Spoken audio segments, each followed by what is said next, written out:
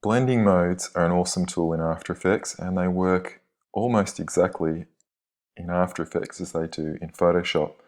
So they'll be really easy for you to get up and running straight away. Let me demonstrate. I'm going to bring in a couple of moving files, some video files, and I'll give you links to these resources in the text above or below this video. Where did I put them? On my desktop. Okay, so I've got two video files there, and I'm going to use a blending mode to merge those two together, to merge the dark and the light pixels of the top layer into the bottom layer. Let me just create a new composition, and I'm going to call it blending mode.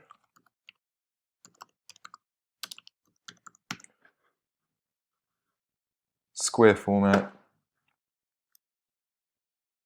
10 seconds long, and I'm going to drop both those videos into that composition.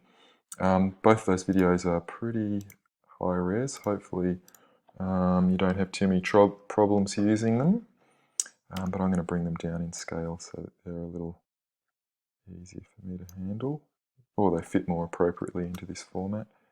And I'm just using the property transformation values here, and I'm scrolling those values to manipulate the position and scale of my asset there. I'm using keyboard shortcuts to bring down the to show those properties. I'm just going to hide that top one, and S on the keyboard to bring the scale down for this bottom layer. That looks kind of good. Okay, so I've got these two elements positioned, and I'm going to implement a blending mode to the top layer so that it fuses with the one underneath. Now, in the timeline, your timeline may or may look like mine, formatted in the same way with the same columns here. To save space, we can hide some of these columns in the timeline. So just make sure that you have the transfer control panes open so that you can see the blending mode column.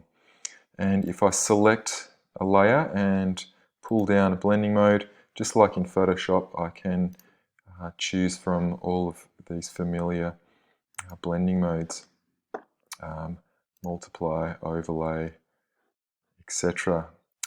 For this demonstration, I'm going to use the screen. So I want to capture some of those light pixels in the darkness of the couple there. And I will just render this and we'll have a look at it.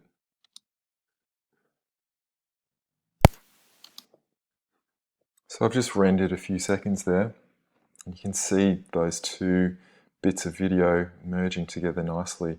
So blending modes work exactly the same way as they do in Photoshop, but we have the ability to include time with that graphic merge.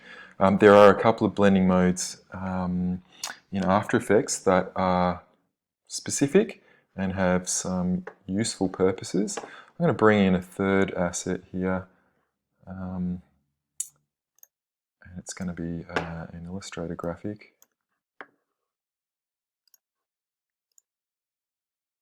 And I might just bring in this circle as some footage. I'm going to pop that right on the top there.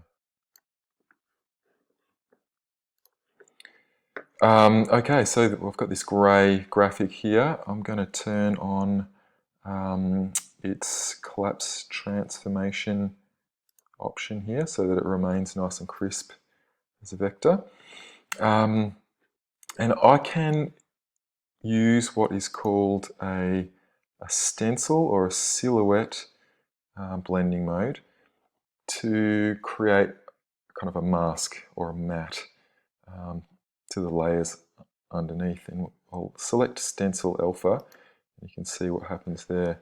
So it is using this graphic information from this AI file that I've brought in to mask both of these layers underneath. So that's a little bit different to the normal blending modes, which operate layer on top of layer.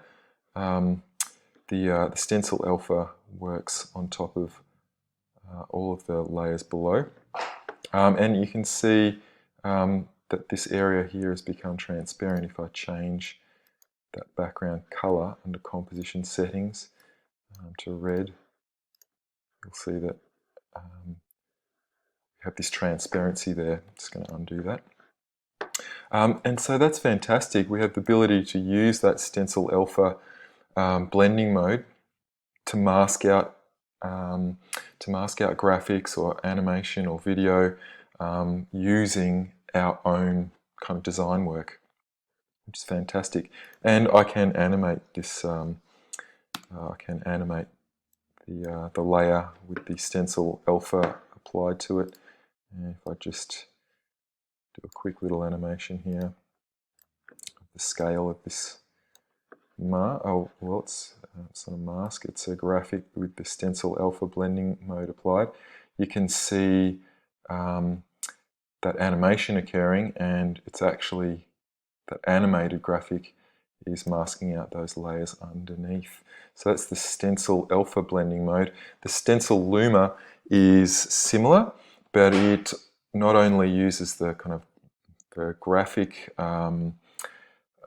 attributes of the layer, it also utilizes the brightness level of the layer. So if I apply Stencil Luma, let me just go back to normal.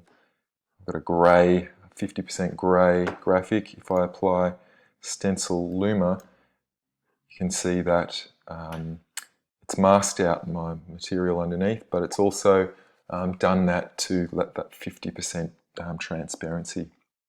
So we can include further transparency in that relationship. There's also the Silhouette Alpha and the Silhouette Luma, and they're the same, but they mask out the kind of opposite pixels, and we'll have a look at Silhouette Alpha. You can see that it's masked out that background, or the central kind of area there.